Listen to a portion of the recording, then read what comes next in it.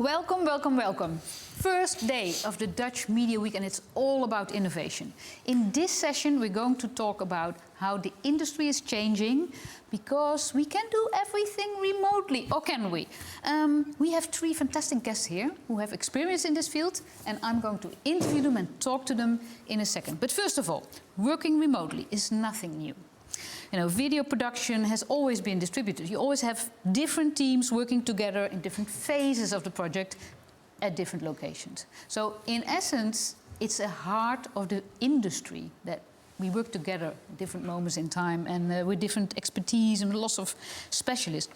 Nevertheless, in the last few years, we can do everything at a distance. And because the whole chain is now digital, we can combine people and their expertise wherever they are.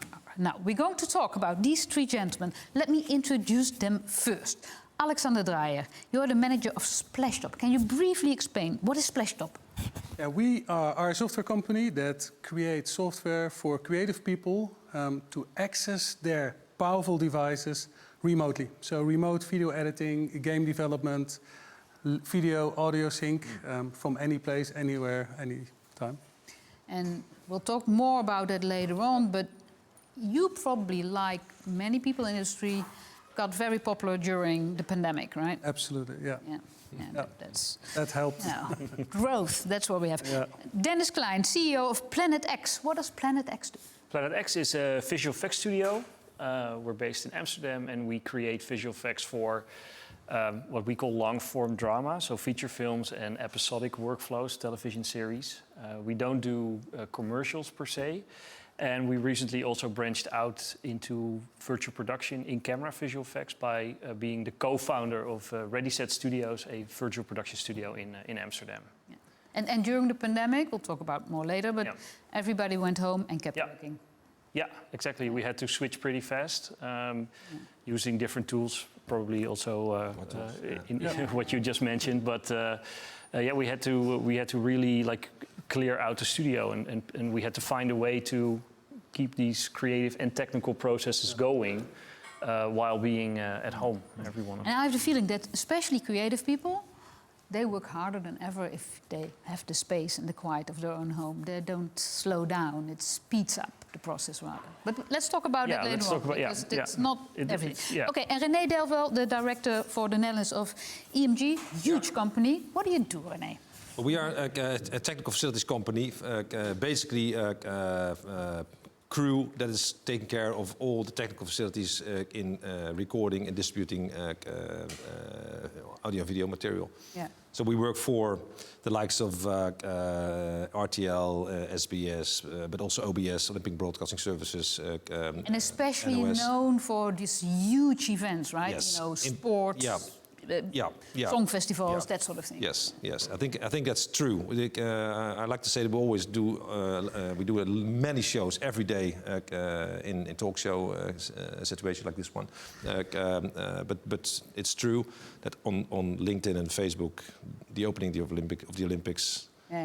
Is more spectacular. Known you for this something very special. Now we have a short video, and then I'm going to interview you a little bit more about exactly what you do with this remote production. Okay. Let's see the first video.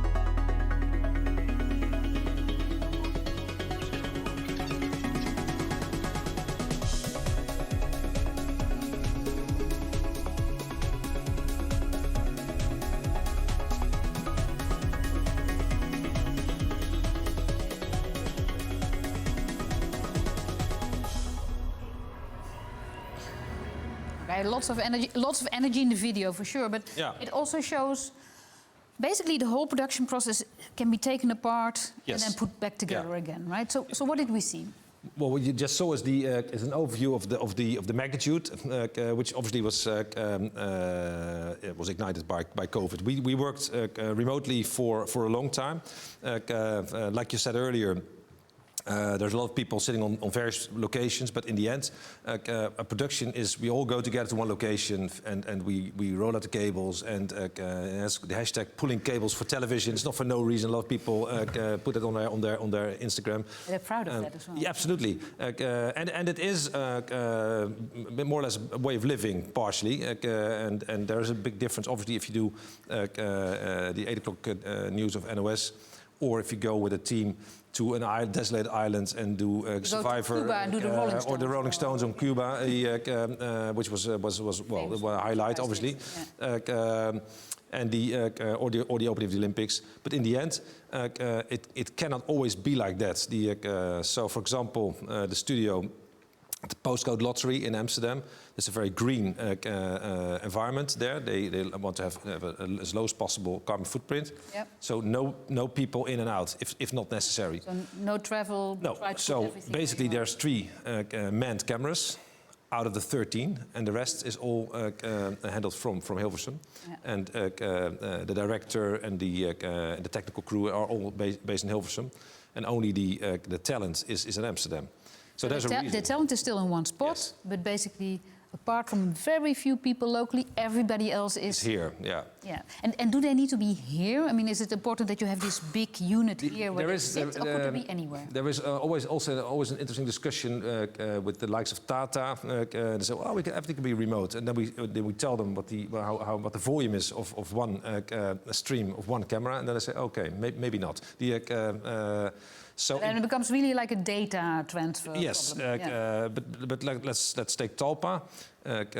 We do their studio programs, so the weather and the 2 news channels, so the news programs, so to speak, in the evening, and then the breakfast news as well.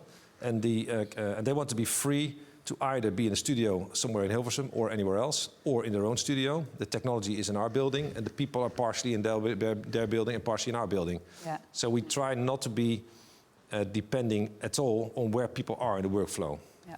And that has everything to do with, obviously, converting from coaxial cables and SDI as a communication means to IP. It's all IP-based now, yes. Right? Yeah. Well, no, not all. What if not? I mean, that monitor over there probably still has a coaxial cable, no? Yeah. So there is a lot of coaxial cables still, and there are trucks and studios that dated back from before the IPification. You have a legacy of There's legacy, IP, but and whatever a lot of people don't like it.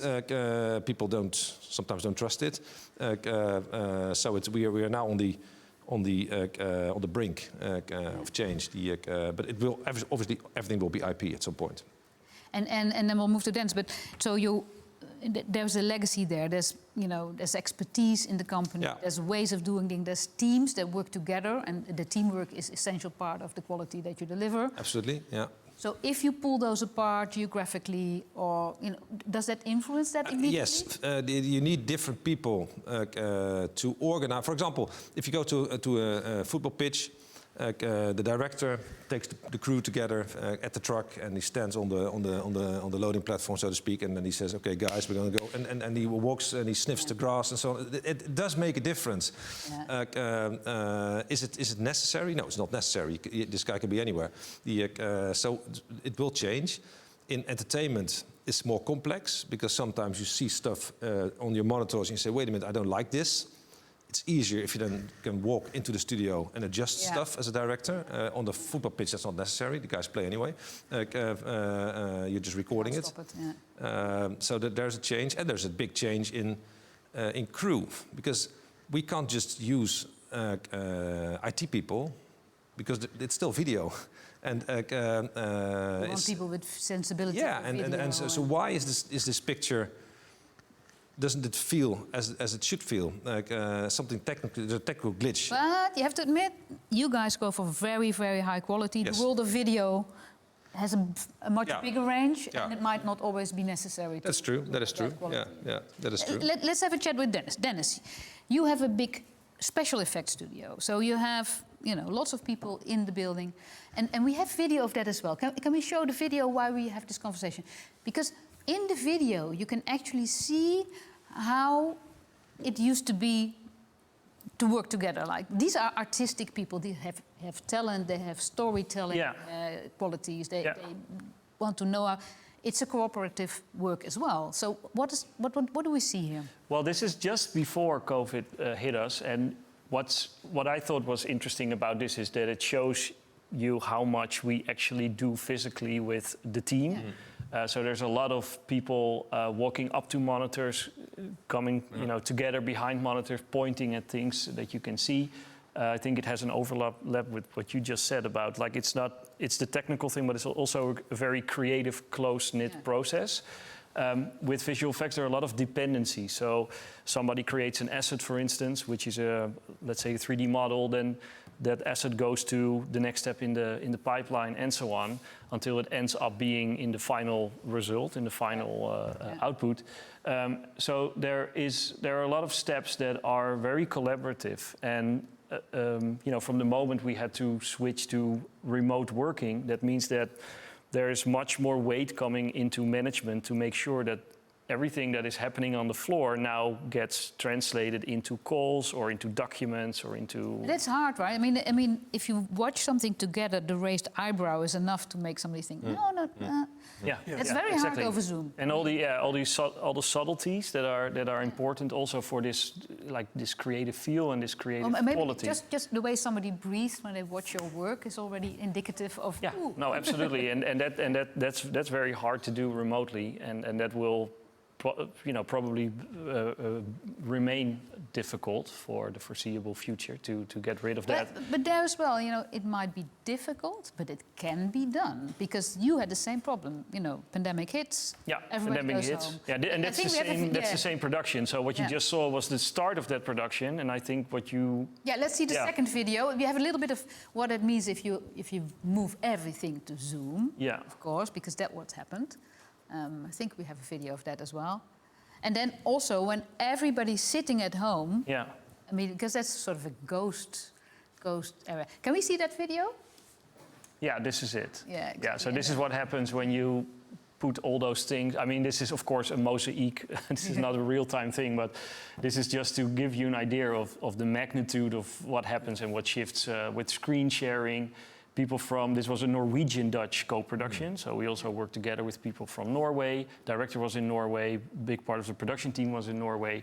And we were in the Netherlands, but also not like, in Amsterdam, but also in Utrecht or in other cities. So it was a really, international connection happening there. Yeah. And it was interesting, but it was also, it was kind of a big switch, like also a mindset almost to do it like this. We also incorporated, for instance, things like the virtual coffee machine. Like we had a channel just to hang out. So if people wanted to talk, they could just go in the channel. The water cooler conversation. Yeah, exactly. But then like a digital version where people could check if are my colleagues also there, and then have a little break, have a little talk about something else.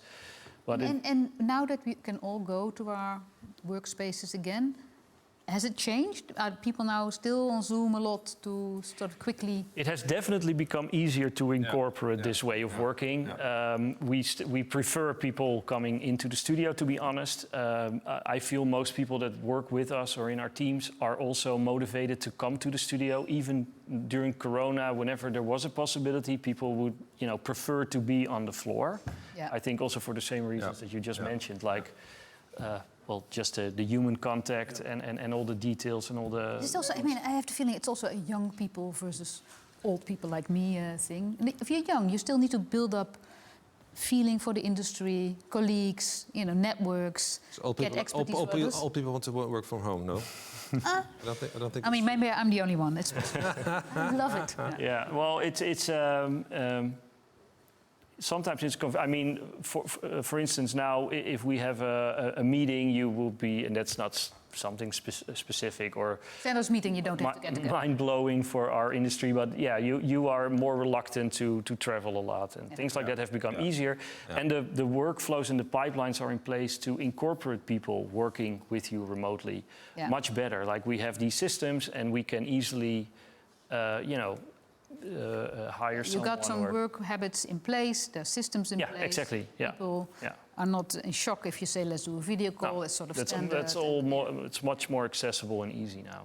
And I think that's something that we gained from the past period, the past 2 years. Let's talk to Alexander. Splashtop, I mean, it's a company that not many people in the Netherlands know already, so you have to explain first. But Splashtop is, as you mentioned already, a tool to make this remote work possible, right? So could you very briefly tell a little bit about the history of Splashtop? What did it start with? So we are a US-based company. We're founded in 2006. And that was more like our founders came to the United States as children of young immigrant families. And so they met at MIT, so brilliant, super bright people. They started the company more out of frustration because Windows computers would boot so incredibly slow, right? In the old days, for a coffee conversation, you could easily have a conversation, come back, and just see your computer being booted. So out of frustration, they created the first browser-based instant-on operating system. So that would allow an operating system to boot in 3 seconds. So that's really, really fast. But what happened in 2010? Apple came to market with the iPad, which is a similar type solution, right? Instant-on operating system.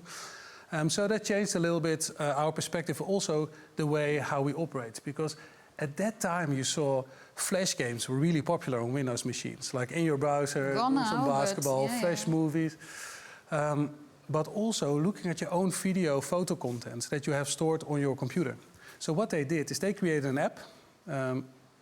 So it was always around high performance. They created an app. And that app allowed people from their iPad to remotely access their content, so videos, audio, on their device, and everything fluid and really fast. And also to play those Flash games. And neutral to what system it was on as well. In respective. And of course that grew with also the amount of operating systems that came to market. And I think we stayed with our philosophy is providing cross-platform collaboration and everything around high performance. So 4K quality up to 60 frames per second, so people can do a remote video editing or post-production video editing or game development. So.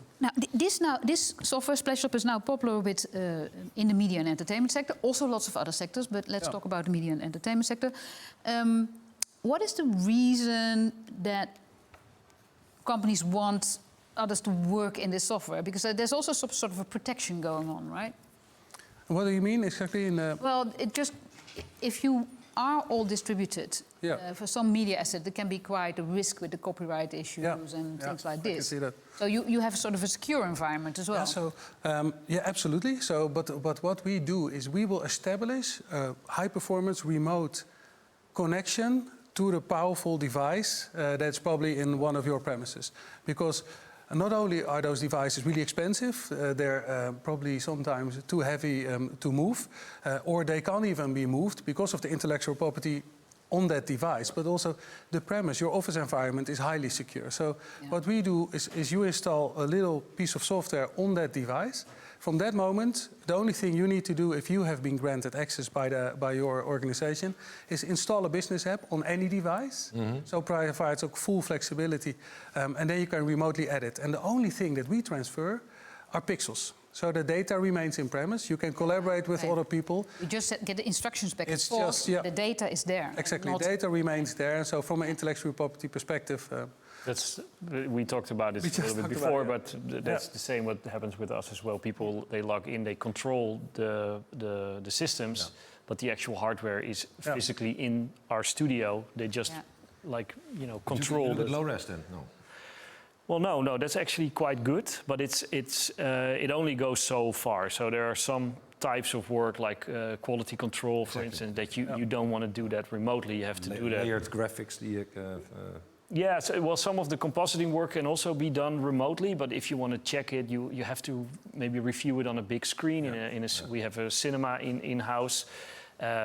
Those things are obviously not easy from home, so you have to come into the studio physically at one point to do that. And if you, because you work internationally with a lot of different companies, we actually have some video with that as well, so maybe you could see that. But how does this change the way companies work? Because it's not just helping them do something they did already. It's also results in a also new way of putting things together. Yeah, so I think we can say it's more flexible, it's more intuitive, it's about high performance, but those are nitty-gritty things. So I think we all have labor shortage, right? A shortage of talent. I mean, so like this allows you to also look for talent outside the Netherlands, right? Is there a really creative person somewhere else that we can hire for this special project? And you only allow them access to your device and to the project for a limited amount of time. And so I think that answers to a real question. So pandemic really accelerated this. I think the CEO of Microsoft said when COVID hit, in the first 2 months of COVID, we went through a digital transformation, 2 years worth of digital transformation. And I also think people take decisions based on this digital transformation. They move to a lower cost living area or the quality of life. And I read a study amongst 4,000 workers where they said they save on average 70 minutes a day on commuting and some basic ruling tasks. That's just the Netherlands. And 70 minutes commuting is a decent amount of time in the Netherlands. But they also put in 30 minutes more into work. So it's flexibility. And you have a whole new people like digital nomads. They work from anywhere. Lisbon is, Portugal is now suddenly a very popular area. Yeah. I can see myself working there with our solution. So you say that the bringing this software, tools, basically the tools to do this kind of work can broaden the talent pool. Can you already point to areas in the world where, not just, you live in Amsterdam and you move to Haarlem or you set up Lisbon, but are there areas in the world where they now discover this and can, new sources of talent are now coming up because they can be there and work? Yeah, so one of our customers is Voxel Studios. It's a Mexican animation company. What they did is they would acquire talent and have them fly over with visas for work permits or get them fully ramped up. And that was a pain. So they now save significant cost, but also have a massive talent pool. And people can leverage their own devices without compromising security, because certain type of solution require to connect with a virtual private network, VPN solution, which is typical the go-to historically then to connect to your office environment, which is really risky because you don't know what type of environment the user is in. Are his or her devices being compromised or network? If that's the case, you can compromise a corporate network, and I think that's a potentially big risk. Now, you've developed, not you personally, but your company has developed these tools that people can use in a safe, secure way, and used in lots of different industries, especially media and entertainment. Your company's also both confronted with the limitation of existing software, started to develop your own software and your own tools. Dennis, you go first. What did you develop? Because you had several tools for that. You're a Dutch-based company working on Dutch projects, but your tools are actually used internationally.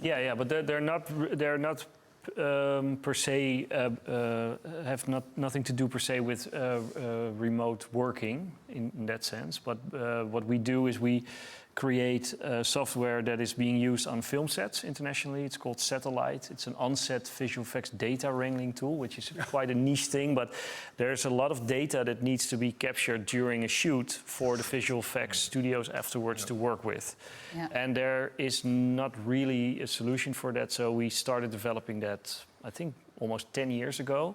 We used it ourselves first, and then slowly and gradually we saw that it was being used on The Queen's Gambit, For All Mankind, Foundation, like really, really big shows. You saw it being used? You didn't sell it to them? It was just out there? No, it was out there for a long time, and we were not really anticipating that it was being used. The Queen's Gambit, that was quite a That was a successful show, and so, I mean, our software is just a little part of the workflow, but still, we were quite surprised with that, and more recently, we saw, for instance, that Midnight Alley or Macbeth, like also Oscar-nominated films, are using that software. So we were like, do they never reach out? Do they call you? Say, that started. Like Paramount called us and Apple called us because of security. Like they wanted to know how secure is the data and how is this cloud-based syncing working. Can we pay our license fee?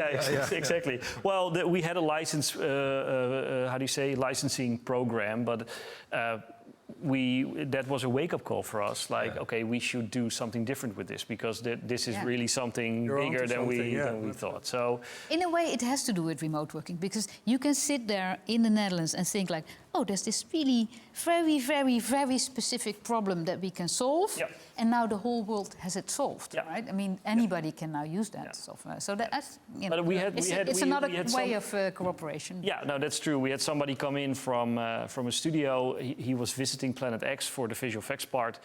And then I said, okay, this is an office where the production is, and this is an office where we develop software like Satellite. And he said, are you developing Satellite? Because he knew it from his own work. And he was really surprised that we were just developing that. And we have more. We have Blender, which is also one of those, worldwide. This is an example, local presence, global reach. And I think because this, it services a very specific demographic, a niche user base that needs this. So that's I think. So your marketing is done as well because they found each other, they know each other. Yeah, we still do some marketing, but we don't have these huge budgets to do that. So we took a long, we were patient basically, and now it's kind of starting to pay off. It's not your business to sell software. In principle, it is. Sorry, it's. I mean, you're a studio rather than. It's a separate business line, right? Deploy software. Yeah, exactly. Well, we are a visual effects studio, but we also make visual effects and film-related software and tools. Okay. Yeah, on this, well, not on the side because it's a separate company, but it has an overlap. Okay. Yeah. I think EMG also did it, right? I mean, when you, in the beginning, had to transfer all this data for the camera to the... You started to develop your own software. That is true, but other than you guys, we don't build software to deploy, because then you have to also make release notes and support. People are going to call you and say, well, I have an issue, and by the way, I'm in Tokyo, can you send somebody? So we only build software for our own purposes. And the entire network, so how do you control a network with 12 gig per source and then 100 sources? It's quite nasty. So how do you control that? And then on an opening of the Olympics, there are 200 people all in intercom panels. They all have to talk with each other. And how do you make sure that it doesn't become a complete mess? So there's software to organize that we build that. We only use it for ourselves. Only use for yourself? Yes. Okay. For example, butlers, that's a totally different story. Next week or the week after, we're going to release Butlers, which is it's a tool for clients on how to manage their content that is handled by us. So because that's also part of the pandemic period where everybody was starting to work from home, and people are no longer in the same edit set working on the same content. And if you want to do that and still keep track of where is everything, how much data is in my storage, is the QC already passed us, or are we editing stuff that's not QC'd yet? Is the audio in sync, so on and so forth? Yeah. And we thought we needed a tool to manage that, so we actually built a tool. But we're going to use it to help our clients work more efficiently on our network. It's not so easy to say, okay, let's sell the software. No, but if you say, we build a tool for our own use, but you already start using it together with your clients. Absolutely. You already have this network. It's a collaboration tool, yes. Yeah, sure. It's a collaboration tool. Yeah. And that could fly, go away, grow. Maybe once the Queen's Gambit will be using Butlers. That'd be nice, Now, I'm always super interested in the tech side of things, but if you look at the tools that are there now, and like Splashtop, like the things you develop, like the things you use and develop for your own use, what is still missing, or is there something coming up now where you all are looking, think like, okay, this will actually change the game once more? What is the new thing that you guys are looking at? I know for you it's virtual production, right? I mean, this is the new. Yeah, that's huge. Like in camera visual effects, the use of LED screens to shoot in camera. Because it's an interesting way of taking the industry apart and putting it back together. It's not getting your people remotely, it's actually taking the scenery in the studio. In the studio. So you don't have to go anywhere. It's actually bringing it back together. And well, what we see now, which is interesting, is that we also, with Ready Set Studios, reach out to, like, we are in contact also with other virtual production studios, and you can actually, for instance, say, okay, we built something in Amsterdam, we tested in Amsterdam, and it will be shot like the other side of the world. That is quite easy now to do. So you have a local test environment, so to speak, so you can use that again on a different location. So those are interesting developments. And also for us, visual effects wise, the rise of AI is obviously very. That's going so fast. I mean, it's going incredibly fast. It's like week per week. Yeah, no, it's really amazing. Only this morning I saw something new with prompting animation, motion. Like you can say, okay, characters walk right, walking, and then run back and forth, and you describe it, and then it happens. And it happens. And it's, I mean, when it comes, I mean, because it is actually very closely linked to this idea of remote cooperation. Because earlier this year, the DALL-E, the text, engine came out, and then you had the other one, and the other. Every time a new engine comes out, there's an audience out there of creative people immediately testing everything you can do with it and sharing it with each other. So it's not just the companies that are putting it out there, it's actually a huge community. There's a creative community that is now just pushing all the limits at the same time. But what about for Splashtop? What's the tech that you are looking at where you think like this is going to make a difference? So I think in this conversation we mainly focus. We have two product lines, and one of the product lines is high performance remote access, but we of course also utilize the other way around. Now you have so many fragmented users across the world. IT departments also need to support their users. So the other product line is support. And what we see is it's not limited to IT support, because what I've seen and what I've learned today being here is the amount of cables that are running here. And so if something is not working, you want maybe to have a second pair of eyes that's on corporate headquarters that is maybe a little bit more advanced than somebody else. So we are literally providing augmented remote support, which is a lot of times used for IT, but can also be used in these types of environments. Like, can you show me the cables? And you can show in 3D with object tracking cameras. Like you can see, okay, it's this cable needs to be moved over there. So less technical people, you can empower. So the person on the ground can take their their screen, or they just take out their mobile phone, and then on screen they see. We can make annotations.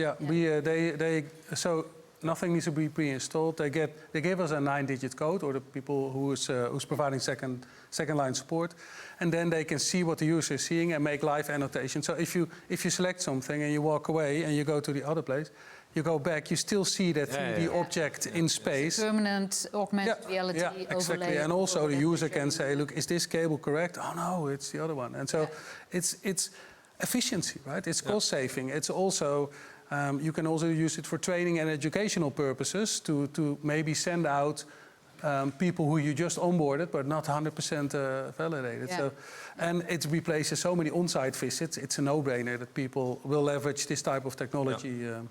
And what companies? I mean, you mentioned IT support, but as you say, this could be for quite a few different industries, right? I mean, you have hands on the ground that get additional instructions, additional knowledge that they might not have ready through their screens. What kind of other industries are you looking at for the moment? So you can leverage this everywhere. It can also be the cable guy. But what we've seen is because we differentiate amongst other suppliers in high-performance remote access, that EDU and M&E are people who require high performance. So those are industries that we work with a lot. But in theory, our solution can be used across all different industries. Drilling platforms. Exactly, 100%. Stuff where it's complicated to get to. And back in the day, you need to have people with the highest level of knowledge on every location. Because you didn't know what to expect, and if you can have somebody, I agree with him. And also, if you look at the energy transformation that needs to take place, all those solar cells on all the roofs, plus loads of people coming into the country who might not have the education or the language, but who could work, who have the skills. You can support them from HQ or... So it would help a lot of people to advance in their work while at work, instead of advancing while in education. Cool. Interesting. Well, where will it go from here? Because I already getting a few signs here. Where will it go from here?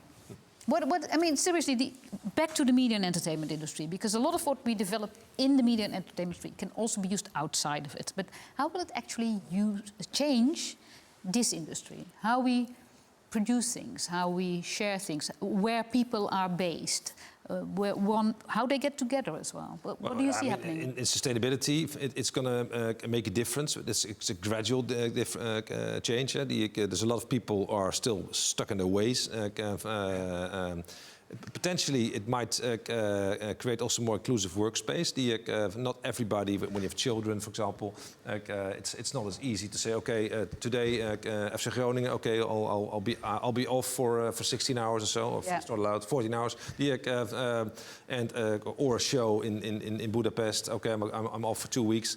It's not possible for everyone. Half the fun, of course, for half your crew. That is true. That is true. But if you can do part of the work from a central location or even from home, you can still be included. It makes it easier to have everybody on board. Yeah. But for me, it's the detachment of where's the content, where are the people. That's a long way to go still, because the throughput is too high.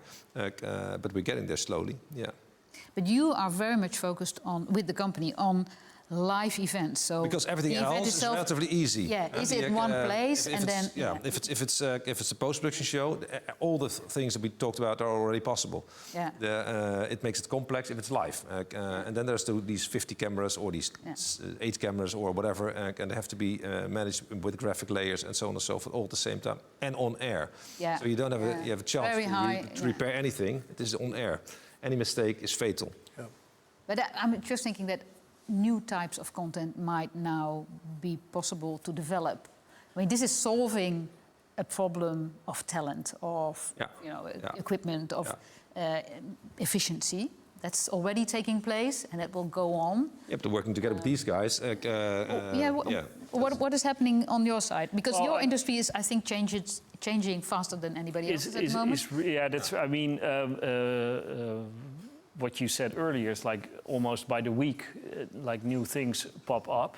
Yeah. In terms of what we can use now, or what we see that it has been accelerating, is exactly the same that you also mentioned. Is, for instance, with virtual production and in-camera visual effects, for instance, you don't need to travel to South Africa with a crew of 40. You can recreate that, leave a far smaller footprint. One person on the ground that takes some video footage and sends it back. For instance, skeleton crew there can shoot the plates, or you create it differently. Yeah. And then the talent, the crews, they come together in virtual production, and you shoot your commercial or whatever you want to shoot there, which is, in terms of sustainability, far smaller footprint, of course.